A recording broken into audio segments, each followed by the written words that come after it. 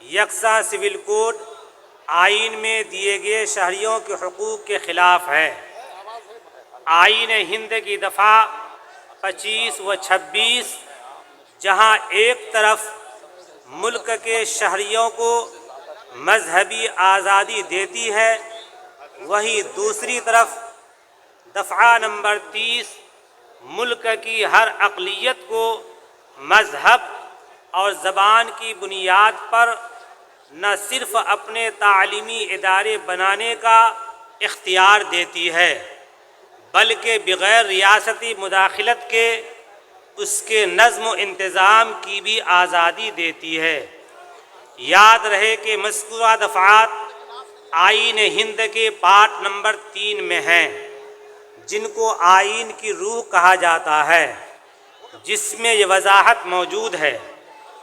دفعہ نمبر 25 شق نمبر 1 امن عامہ، اخلاق عامہ، صحت عامہ اور اس حصہ کی دیگر توضیحات کے تابع تمام اشخاص کو آزادی ضمیر اور آزادی سے مذہب قبول کرنے، اس کی پیروی اور اس کی تبلیغ کرنے کا مساوی حق ہے۔ دفعہ نمبر 26 امن عامہ، اخلاق عامہ اور صحت عامہ کے تابع ہر ایک مذہبی فرقے یا اس کے کسی طبقہ کو حق ہوگا۔ دفعہ 26 کے تحت شق نمبر 1 مذہبی اور خیراتی اغراض کے لیے ادارے قائم کرنے اور چلانے کا۔ دفعہ 26 کے تحت شق نمبر 2 اپنے مذہبی امور کا انتظام خود کرنے کا۔ دفعہ نمبر 30 تمام اقلیتوں کو خواہ و مذہب کی بنا پر ہوں یا زبان کی بنا پر اپنی پسند کے تعلیمی ادارے قائم کرنے، ان کا انتظام کرنے کا حق ہوگا۔ اس کے لیے یکساں سول کوڈ آئین ہند میں دی گئی مذہبی آزادی اور بنیادی حقوق کے سراسر منافی ہے۔ حقیقت یہ ہے کہ یکساں سول کوڈ کی بات رہنما ہدایات کے ضمن میں کہی گئی ہے، یعنی صرف مشورہ دیا گیا ہے۔ وہیں شہریوں کے بنیادی حقوق کی ضمانت آئین میں دی گئی ہے۔ آئین کے باب نمبر 3 کے تحت درج بنیادی دفعات میں کسی بھی ادارہ کو خواہ و پارلیمنٹ ہو یا سپریم کورٹ تبدیلی کا اختیار نہیں ہے۔ آئین تو آزادی کے بعد تیار ہوا، جبکہ تاریخ بتاتی ہے کہ ہزاروں سال سے اس ملک میں لوگ اپنے اپنے مذہبی اصول پر عمل پیرا رہے ہیں۔ لوگوں کے مذہبی عقائد اور رواج مختلف رہے ہیں، مگر ان میں کبھی کوئی اختلاف یا کشیدگی پیدا نہیں ہوئی ہے۔ در حقیقت ایک مخصوص ذہنیت کے لوگ یہ کہہ کر اکثریت کو گمراہ کرنے کی کوشش کر رہے ہیں کہ یکساں سول کوڈ کی بات آئین کا حصہ ہے، جبکہ ایسا بالکل نہیں ہے۔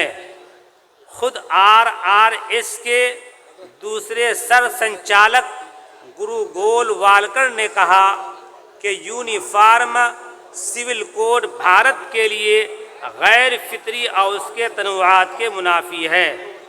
ملک میں قانون و انتظام کی صورتحال کو برقرار رکھنے کے لیے تعزیرات ہند کی دفعات موجود ہیں، ان کے تحت ہی مختلف جرائم کے لیے سزائیں دی جاتی ہیں اور ان کے دائرے میں ملک کے تمام شہری آتے ہیں۔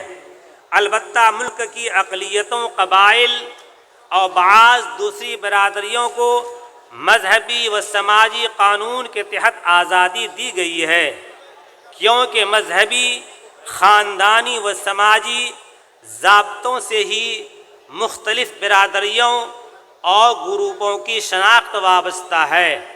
یہی ملک کی یکجہتی، سالمیت اور اتحاد کی بنیاد ہے۔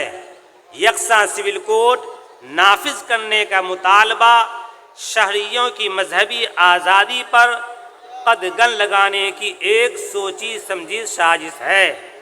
جمعیت علماء بہار کی مجلس منتظمہ محسوس کرتی ہے کہ یکساں سول کوڈ شہریوں کی مذہبی آزادی اور آئین کی اصل روح کو ختم کرنے کی سازش کا حصہ ہے اور آئین میں دیے گئے بنیادی حقوق سے متصادم اور مسلمانوں کے لیے ناقابل قبول ہے۔ بعض ریاستوں کی طرف سے یکساں سول کوڈ کی نفاذ کی کوشش ملک کی یکجہتی اور سالمیت کے لیے نقصان دہ ہے۔